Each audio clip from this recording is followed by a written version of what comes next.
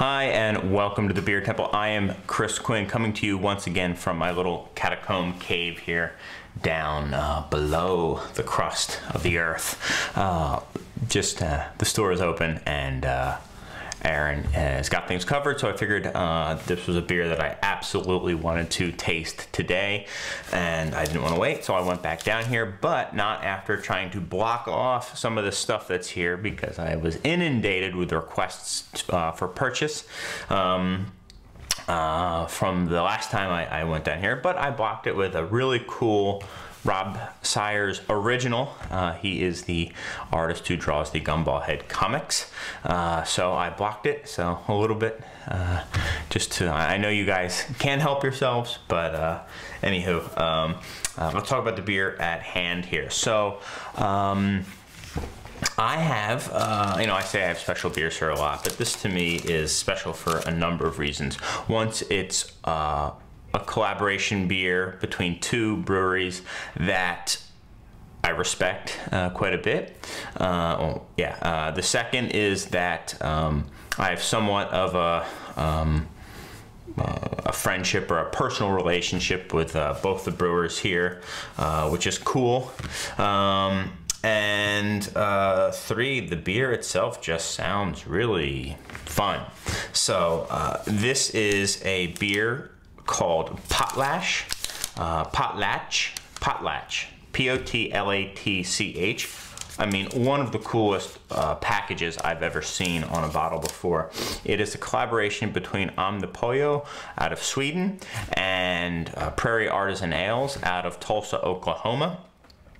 These guys are both, I guess you could consider them gypsy brewers for now. I know that Prairie is, if they haven't already at this point completed, they are in the process of building their own brewery.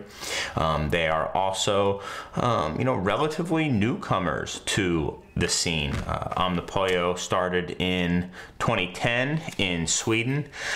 They are both home brewers, or the head brewer there, Henrik Frederick, I believe his last name is a home brewer. In fact, considers himself right now to be a home brewer. When I was talking to him, he was very adamant that he considers himself to be a home brewer, and that a lot of his recipes are really just kind of scaled up versions of homebrew batches that he's made. And Chase Healy, the head brewer from Prairie Artisan Ales, they started really 2013, I think right at the end of 2012, and I've had them on the show, their beers on the show a number of times. The other thing that kind of links these two guys is that the other half of the brewery, the non-brewing half, or the less brewing half, does all the artwork. And one of the things I love about Omnipollo and Prairie is just the unbelievable artwork on the beers that they do, on the bottle art, which is one of the reasons I figured this would be a fitting backdrop, some beer art. So really cool. Collaboration beer, and the packaging was also collaborated on. Grant from Omnipollo and Colin from Prairie also collaborated on this, and if you look at it, it's a true collab. You can definitely see elements of both artists' styles in here. Just really, really cool. There you go. Potlatch, very big and bold. I would guess that if it were up to Omnipollo, that wouldn't even be there. Sometimes, you have to kind of figure out what the heck beer you are drinking from them. Just vibrant green. I think Aaron said it looked like he was staring at a bad trip when he was looking at this beer. So anyway, what is the beer? It is a Saison, 100%. Let's see what the actual bottle looks like. Man, incredibly fresh. Wow. Thank you. Oh, this beer was sent to me, I should say, by Henrik himself from Omnipollo. This is the European bottling of it. The US bottling, or US version I should say, not necessarily bottling, will be yellow, and this is the European version, so a very special bottle. That's another reason that this is special to me, is because this was sent to me by Henrik. Incredibly fresh. This beer appears to be less than 2 weeks old. I am just flabbergasted about this, and absolutely empty on the inside. Love it. Cool. Let me see if I can slide it back in. These paper wrappers for me never are as perfect after I open them up. I try. Oh, that's cool. The best buy is in Swedish. That's really awesome. Bast 4. Anyway, it is a Saison, dry hopped, and I think hopped in overall 100% mosaic. Very, very, if you've watched this show lately, you know that is very, very much the it hop of the moment. Re-fermented or conditioned with Brettanomyces, wild yeast. Again, very much something that Prairie does quite a bit. Massive amounts of hops is something that Omnipollo does quite a bit. So I'm very much looking forward to this Saison. Now, Saison, dry hopped, and conditioned with Brett. Does that ring a bell to you? Because it should, because that's what this beer is. This is Orval. If you haven't had this beer lately, have it. Dry hopped, I believe with Cascade, and bottle conditioned with Brettanomyces. You know, a lot of people think that these are brand new concepts, but you know, it's been going on for quite a while here. So again, harkening back to episode number 1, inspiration. I believe this beer right here has inspired more beers, or as many beers as any other beer ever has. So yeah, episode number 1 is all about Orval and the inspiration that it has given to other brewers. And I would certainly put this in that category. So let's give her, there we are. All right.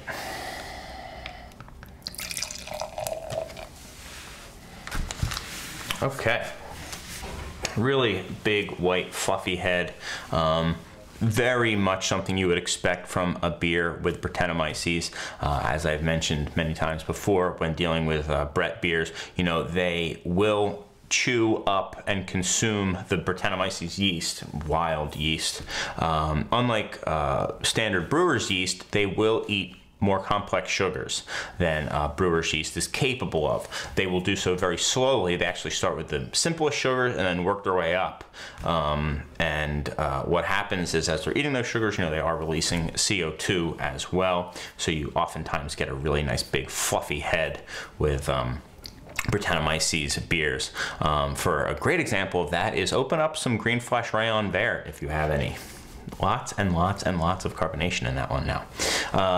Hazy golden color here, a little bit, you know, on the murky side, a tinge of kind of a dark color to it as well, a grayish yellow here, big white fluffy head.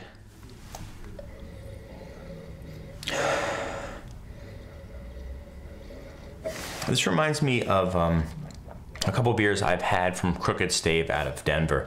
You definitely get that that briny Brett character out of this. Not quite olivey, just this like seawater smell, to me anyway. But on top of that is a really big punch of that fruity, juicy fruit hop that you get from Mosaic. A lot of Mosaic here. I get a little bit of kind of sweet onion as well. Yeah, a little bit of that garlicky sweet onion, but just green, green, green, and blueberries and juicy fruit. And brine. I mean, it's such an interesting combination here. Hay and a little bit of earth, not a ton. Really a very pleasant smelling beer here. Not a ton in the way of malt, pretty light malt body, from the smell of it anyway. Just really nice. Like a berry bubblegum thing, like blueberry bubblegum.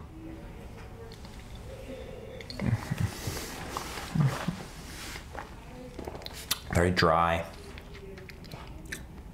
Good amount of bite to it, like a nice kind of like peppery finish to it. quite dry. The hops are becoming more and more assertive, bittering wise.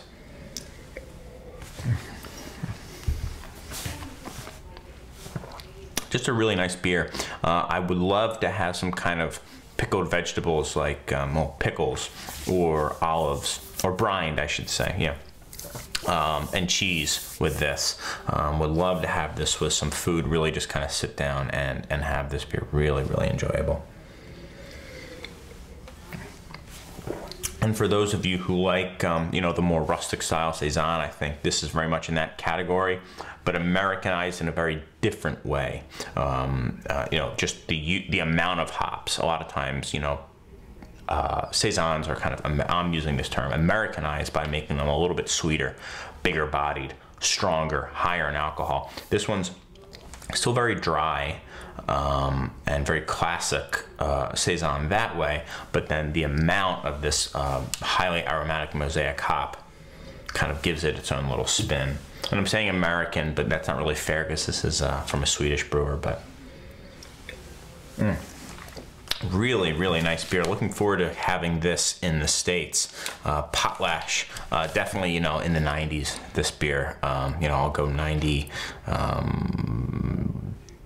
something like that. Yeah, really, really solid beer. And I'm looking forward to sharing this with everybody who comes in the store today. So thanks so much, Henrik, for sending this beer. Thank all of you guys for watching, and for all of you who have ever sent beer here. Really, just really cool to be able to try this beer so fresh. If you haven't had any of Omnipollo's stuff, they really do hops very, very well. I think their style is a little bit different than the way that the Americans are doing it. Definitely worth checking out. Take a look at this Best By date on the top, and you know, use that accordingly. Their beers have a tendency in some places in the States to kind of sit around, but definitely worth trying. I've really liked every beer of theirs that I've had. So awesome. That's about it, guys. Thank you very much for coming down into the basement again and sharing this beer along with me, if only virtually. Until next time, guys, I've got some really special collaboration beer to drink, and hopefully you will as well quite soon.